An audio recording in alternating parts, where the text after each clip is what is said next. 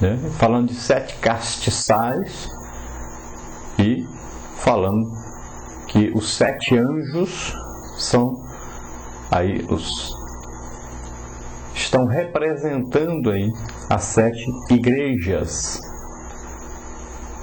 E o anjo da igreja, aqui o líder de cada igreja, o pastor de cada igreja, e Jesus está falando então a igreja em geral, e ele fala em cada igreja o que está havendo, o que está ocorrendo, e ele revela o que acontece na totalidade da igreja, e ele revela que existe uma igreja realmente santa, pura e irrepreensível, e que ele elogia, mas ele revela também que existe uma outra falsa igreja.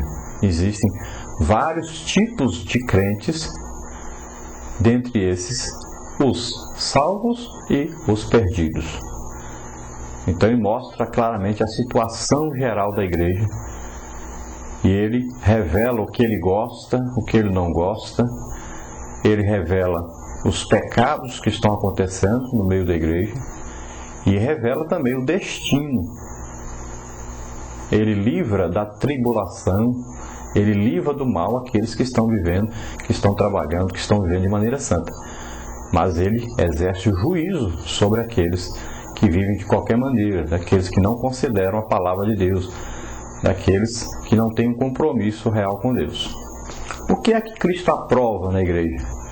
Então, Cristo aprova a igreja que não tolera o ímpio no seu meio, como parte dela, que averigua a vida, doutrina e declarações dos líderes cristãos, que persevera na fé, no amor, no testemunho, no serviço, no sofrimento da causa de Cristo, que abomina aquilo que Deus abomina, que vence o pecado, Satanás e o mundo, que não aceita conformar-se com a imoralidade do mundo, nem com o mundanismo da igreja.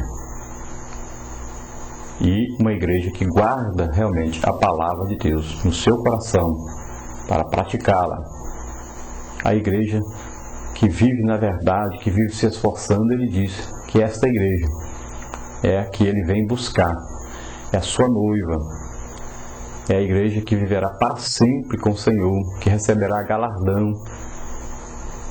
Então esta igreja deve estar pronta, que a qualquer momento o seu noivo vem buscá-la. Glória a Deus. Então o conselho de Deus para cada um de nós é: pregue a palavra, instes a tempo e fora de tempo, redargas, repreendas com toda a longanimidade.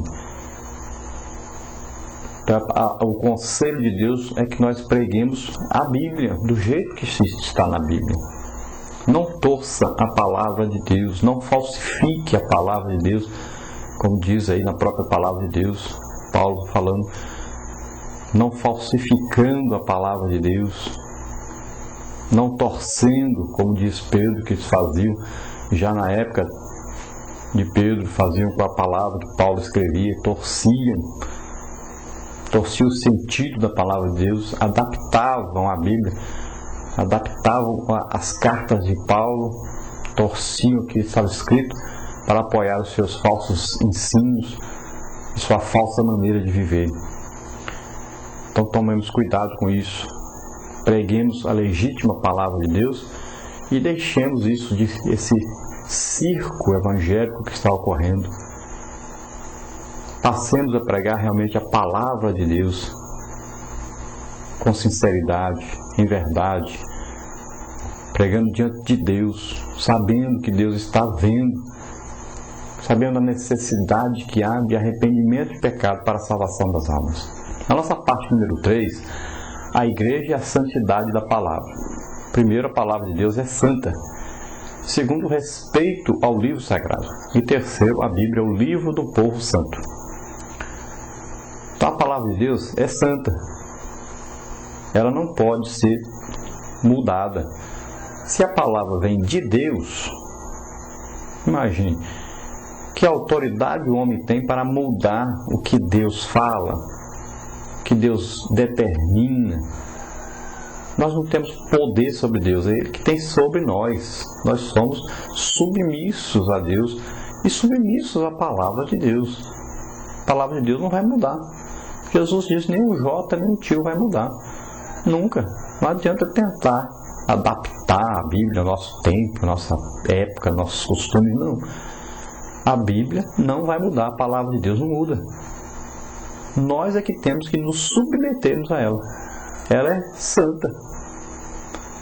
Ela é perfeita. É completa.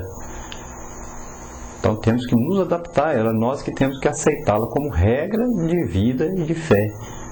Regra de vida e também prática na nossa vida. O respeito ao livro santo. Então a Bíblia não é brincadeira. A Bíblia não deve ser deixada de qualquer lugar. A Bíblia não deve ser alguém sentar em cima da Bíblia. A Bíblia não deve ser jogada aí pelo chão. Nós não podemos deixar a Bíblia como se fosse aí um livro qualquer. Não devemos tratar a Bíblia como se ela fosse um livro de histórias infantis, como se ela fosse aí um livrinho qualquer de geografia, de história, de português. Não, a Bíblia é um livro especial, é a palavra de Deus. Tanto faz estar aberta como fechada, tanto faz você estar lendo ou não, continua sendo a palavra de Deus. Aqui está a palavra de Deus para nós. Quando nós estamos lendo a Bíblia, quando na igreja está sendo lida a Bíblia, devemos ter todo o respeito, porque aquilo ali é Deus falando conosco. Essa é a palavra de Deus, não é brincadeira. Alguém que sabe que Deus está falando, como é que você vai interromper Deus? Como é que você vai desconsiderar Deus? Quantos estão fazendo isso na hora da pregação da palavra de Deus? Vão para o banheiro, vão bater papo, vão lá para fora da igreja. Começa a música, volta, tudinho. Então, tome cuidado com o que você está fazendo. A Bíblia é a palavra de Deus. E é Deus falando conosco. Temos que ter todo o respeito e reverência a isso. A Bíblia é o livro do povo santo. Às vezes a pessoa pensa, não, a Bíblia, se é para o povo santo é Israel. Mas veja bem, Paulo explica isso direitinho. Israel de Deus. Falando de igreja, de salvos. No meio desse povo salvo, existe israelita? Existe. Existe judeu aí? Existe. Existe gentil? Existe. Grego, gentil, né? Existe. Existe brasileiro, né? Espanhol. Então, vários povos do mundo inteiro, etnias, grupos, né? Índios aí, vários grupos de pessoas. Todos os salvos formam então a igreja de Jesus Cristo na terra. Esse é o povo santo, o povo escolhido, o povo que aceitou Jesus como Senhor e Salvador. Nós temos que falar então sobre o poder da palavra de Deus. Então, as palavras de Deus permanecem firmes nos céus. Salmo 119, 89, Isaías 48, 1 de Pedro 1, 24, 25. Não é, porém, a palavra de Deus estática, né? Ela é dinâmica e é poderosa. Hebreus 4:12, pois realiza o quê? Grandes coisas. Então a palavra de Deus é criadora. A palavra de Deus também sustenta a criação. A palavra de Deus tem o poder de outorgar vida nova às pessoas. A palavra de Deus também libera graça, poder e revelação por meio dos quais os crentes aí crescem na fé e na sua dedicação a Jesus Cristo. A palavra de Deus é a arma que o Senhor nos proveu para lutarmos contra Satanás. Finalmente, a palavra de Deus tem o poder de nos julgar. Qual é a nossa atitude, então, ante a palavra de Deus? A Bíblia descreve em linguagem clara e inconfundível como devemos proceder quanto à palavra de Deus em suas diferentes expressões. Devemos ansiar por ouvir a palavra de Deus. Devemos procurar compreender a palavra de Deus. Louvar no Senhor a palavra de Deus. Devemos fazer da palavra de Deus a nossa alegria. Devemos amar essa palavra.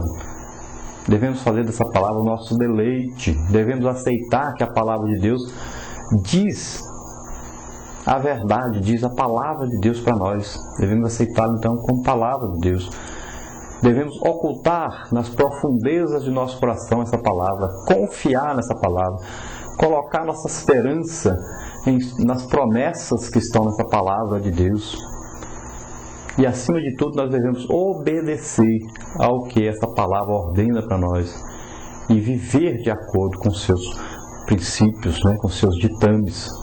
É Deus quem conclama aí aos que ministram a palavra de Deus a manejá-la corretamente, pregá-la fielmente. Todos os crentes são convocados a proclamarem a palavra de Deus por onde quer que forem.